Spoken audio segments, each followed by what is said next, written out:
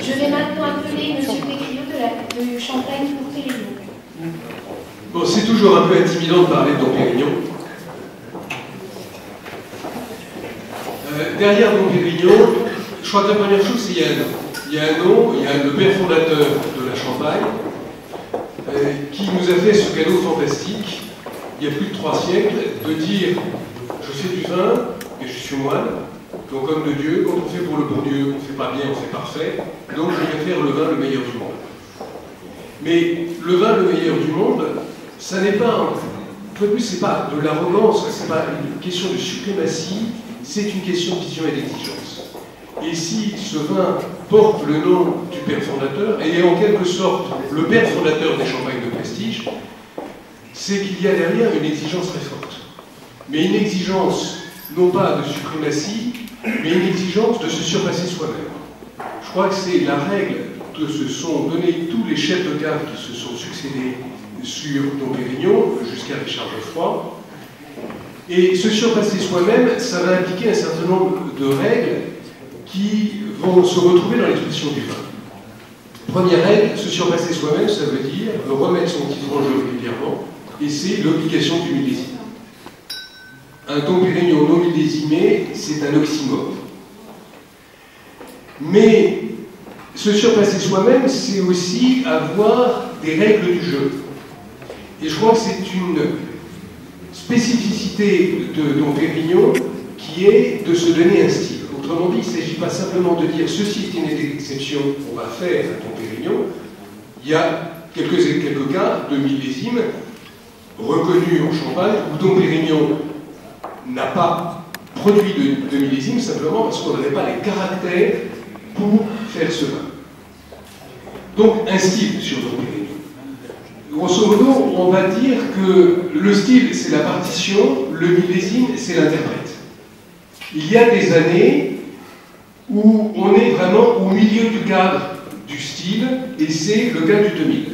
2000 est une année qui a permis vraiment d'exprimer le style en plein dans l'axe du cadre, alors qu'il y a des années plutôt atypiques où le millésime a tiré la couverture à lui et on est sur les limites du style. Maintenant, le style, qu'est-ce qu'il y a derrière? Il y a d'abord 2 équilibres binaires. Autrement dit, des équilibres qui sont sur 2 éléments. Et ça va créer une tension, ça va tirer le vin, et l'équilibre du vin va être en fait une succession de déséquilibres. C'est un peu la démarche du funambule ou de la danseuse de corde. Le vin va progresser, va être étiré entre, d'un côté, l'éclat, la clarté, et d'un autre côté, l'obscur, le profond et le dense. C'est-à-dire qu'il va y avoir un premier équilibre, une première tension entre la fraîcheur et la maturité. Tension entre fraîcheur et maturité, ça veut dire que sur ce vin qui est donc un millésime 2000, donc qui a 9 ans de gars derrière lui, on doit avoir, je confirme, des notes très très fraîches, très très jeunes, de façon à ce que le vin évolue très très lentement. Alors, la solution technique, elle est très simple, puisque Dom Pérignon, c'est une œnologie minimaliste. La solution technique, c'est éviter l'oxydation le plus possible. Et là, il y a une forme de fidélité aussi au père fondateur, à Dom Pérignon, qui écrivait « L'air et la peste du vin ». Et finalement, c'est grâce à cette vision qu'il a mis son vin en bouteille pour le faire évoluer, et que le vin, c'est bien ou c'est sinon dans jamais le champagne. Et donc, cette approche très anti-oxydative va avoir 2 conséquences, une sur l'aromatique. Donc à la fois donner tout le spectre aromatique des arômes primaires, secondaires et tertiaires, mais aussi d'insister sur des notes de minéralité ou des notes iodées. Et la deuxième conséquence, elle est même presque gênante pour les dégustateurs, qui est que le vin va commencer à évoluer simplement une fois qu'il est dans l'air.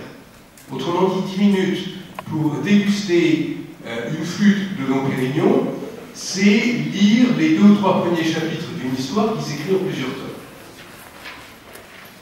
Et je crois que c'est vrai pour un centre de vin qu'on a déjà eu avant, mais je crois que c'est encore plus marqué ici. Ce vin demande à être attendu, demande à être servi même dans des verres encore plus amples que ceux que nous avons ici, pour que progressivement on voit le vin cheminer dans son évolution. Et là, je parlais d'un premier équilibre binaire, il y en a un deuxième, c'est celui des chardonnays et des pinots noirs. Dom Pérignon refuse le choix ou du blanc de blanc ou du pinot noir pour être complètement sur l'équilibre. Mais je dis bien les chardonnays et les pinots noirs, car il s'agit de sublimer les plus beaux terroirs de la Champagne. Il y a une précision, il y a un travail préliminaire qui est d'exprimer exactement le caractère de chaque terroir. Et ce que j'ai entendu sur Mailly tout à l'heure m'a vraiment réjoui parce que c'est très très proche de notre philosophie. On est vraiment sur cette pureté, sur ce respect de chaque terroir. Simplement, Dom Pérignon, on est plutôt sur la sublimation, c'est-à-dire qu'on va être sur un choix de 8 grands crus qui forment le cœur de l'assemblage, 4 grands crus de blanc, Chully, Cramant, Le Mesnil, Avise, 4 grands crus de noir, Haï, Bouzy, Verzenay et Mailly. Mais ce sont des vins tellement exigeants qu'il faut arriver à les faire travailler ensemble, il faut faire un lien entre tout cela, et on n'a pas trouvé de grand cru pour jouer ce rôle-là, mais on a trouvé un premier cru qui le joue magnifiquement, et c'est le Pinot Noir de Villers. Et là, à côté, j'ai cru longtemps que c'était du marketing, mais je suis aperçu que c'était l'énologie, que c'est vraiment le vin qui va faire tout tenir ensemble. Mais on ne s'arrête pas à ces 9 crus, donc les grands crus. Dom Pérignon, par ses approvisionnements, a la capacité d'aller chercher des approvisionnements dans tous les grands crus. Et suivant les millésimes, on va jouer sur des palettes un peu différentes. Et même dans les crus que je mentionnais, on va avoir des sélections de parcelles qui peuvent être différentes d'un millésime à l'autre. Donc on est vraiment sur une complexité, mais une complexité dans l'équilibre.